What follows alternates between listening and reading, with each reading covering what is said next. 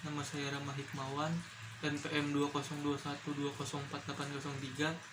Di sini saya akan menjelaskan materi filsafat dari pertemuan pertama hingga pertemuan ke-15.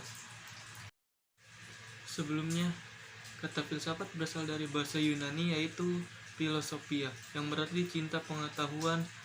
Philosophia terdiri dari dua kata yaitu philos dan sophia. Philos berarti cinta, senang, suka. Sedangkan sophia berarti pengetahuan, hikmah, dan kebijaksanaan. Pengertian filsafat adalah kegiatan berpikir secara lebih mendalam terkait dengan pertanyaan-pertanyaan yang kerap kali muncul dalam kehidupan, seperti untuk apa alam semesta diciptakan, apa saja tanggung jawab manusia terhadap Tuhan, bagaimana cara berorganisasi, dan masih banyak lagi.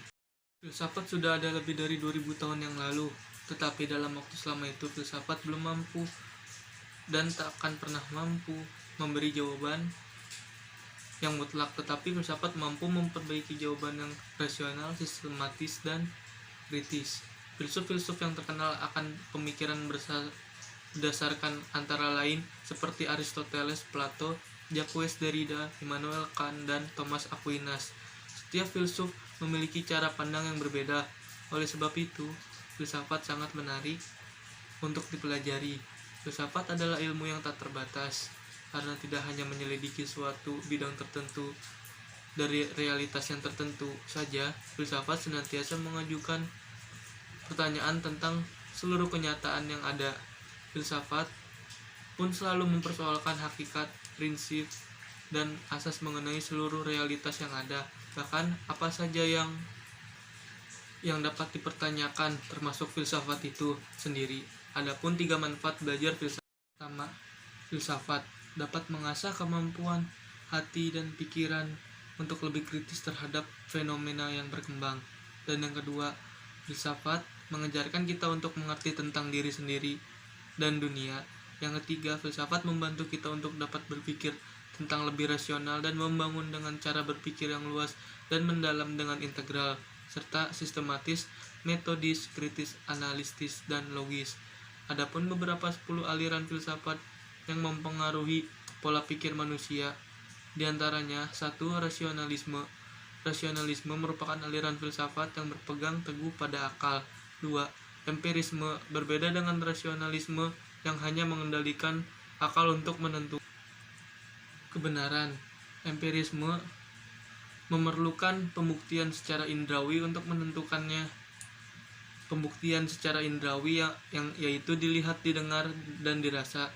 Menurut aliran filsafat ini, pengetahuan dapat diperoleh melalui pengalaman dan perantara indera. Yang ketiga, positisme. Positivisme adalah aliran filsafat yang bersifat faktual, artinya menjadikan fakta-fakta sebagai dasar kebenaran. Keempat, kritisisme. Kritisisme adalah aliran filsafat yang melakukan penyelidikan terhadap rasio beserta batasan-batasannya. Dan yang kelima, idealisme. Idealisme adalah aliran filsafat yang percaya bahwa sesuatu yang konkret hanyalah hasil pemikiran manusia. Kaum idealisme menyebutnya sebagai ide atau gagasan. Dan yang keenam, naturalisme. Naturalisme adalah aliran filsafat dari hasil berlakunya hukum alam fisik. Menurut aliran naturalisme, setiap manusia yang lahir ke bumi membawa tujuan yang baik dan tidak ada seorang pun membawa tujuan yang buruk. Dan yang ketujuh, materialisme. Materialisme adalah aliran filsafat yang menghakikatkan materi sebagai segalanya. Oleh sebab itu, materialisme menggunakan metafisika. Dan yang kedelapan, intuisionisme. Intuisionisme adalah aliran filsafat yang menganggap intuisi, naluri, atau perasaan sebagai sumber pengetahuan dan kebenaran. Dan yang kesembilan, fenomenalisme. Fenomenalisme adalah aliran filsafat yang menganggap fenomena atau gejala sebagai sumber pengetahuan dan kebenaran. Dan yang ke-10, sekularisme. Sekularisme adalah aliran filsafat yang membebaskan manusia dari hal-hal yang bersifat supernaturalisme atau keagamaan. Empirisme berasal dari bahasa Yunani. Empiria diterjemahkan Latin menjadi experientia, yang darinya diturunkan kata dalam bahasa Inggris experience. atau pengalaman. Dalam kajian filsafat, empirisme adalah sebuah aluran filsafat yang meyakini bahwa pengetahuan manusia diperoleh dari pengalaman. Selanjutnya masuk ke materi filsafat ilmu. Filsafat ilmu adalah bagian dari filsafat yang menjawab beberapa pertanyaan mengenai hakikat ilmu.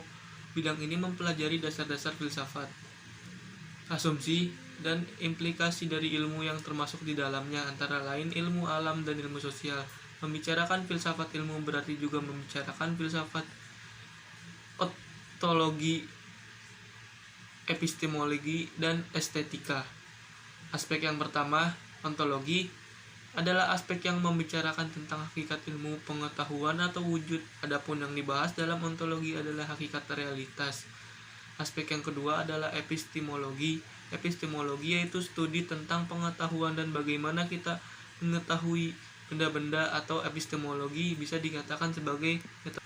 Aspek yang terakhir adalah estetika atau aksiologi, yaitu suatu bidang yang mempelajari nilai atau melihat kepantasan benar atau salahnya, baik atau buruknya. Lanjut kita masuk ke sejarah filsafat. Filsafat mengetahui bahwa mengapa pada zaman Yunani kuno dipandang sebagai zaman keemasan filsafat. Jadi pada masa itu orang memiliki kebebasan untuk mengeluarkan ide-ide atau pendapatnya. Yunani pada masa itu dianggap gudangnya ilmu filsafat. Bangsa Yunani juga tidak dapat menerima pengalaman yang didasarkan pada sikap menerima saja, tetapi menumbuhkan inquiring attitude. Dengan begitu, ada beberapa cabang filsafat ilmu, diantaranya metafisika, epistemologi, dan aksiologi. Jika dijelaskan, 1.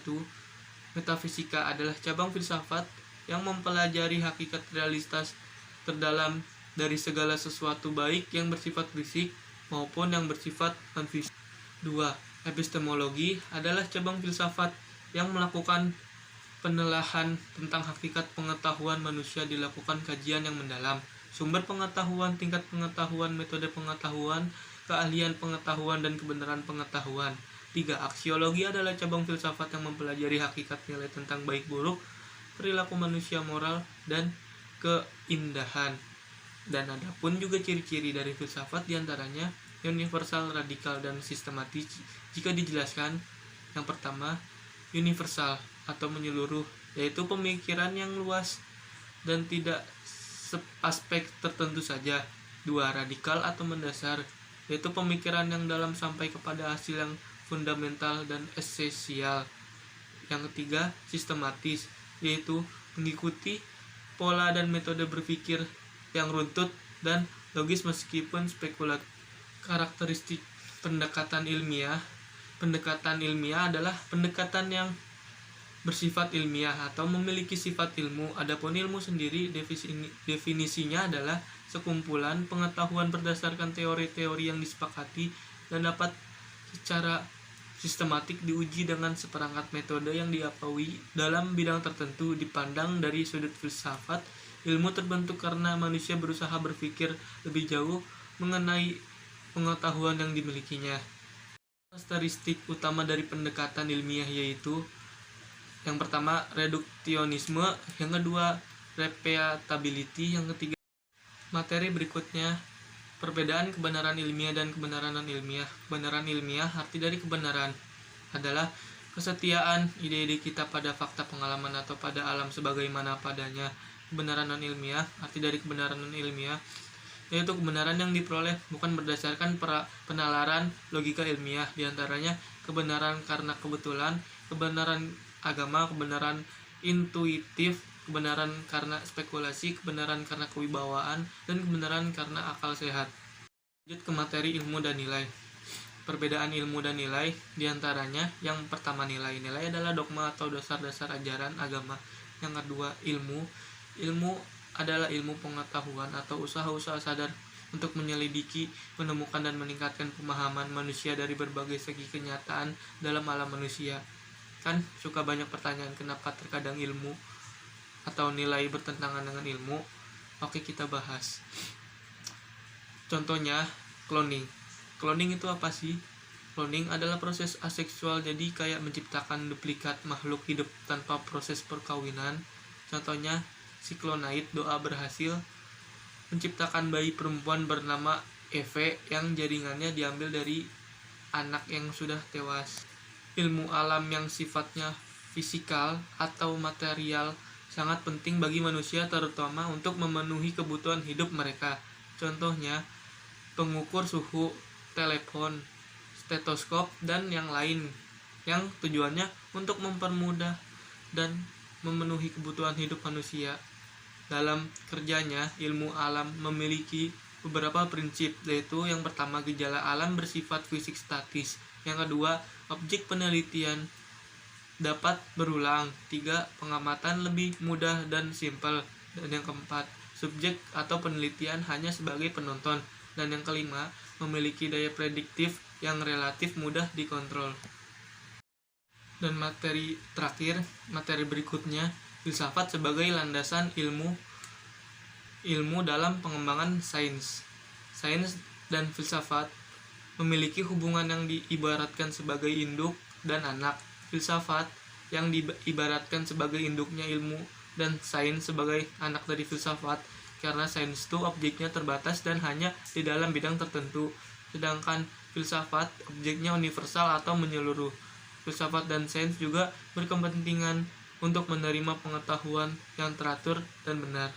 Ini saya akhiri tugas akhir filsafat week 16. Terima kasih sebelumnya. Wassalamualaikum warahmatullahi wabarakatuh. Thinking of you.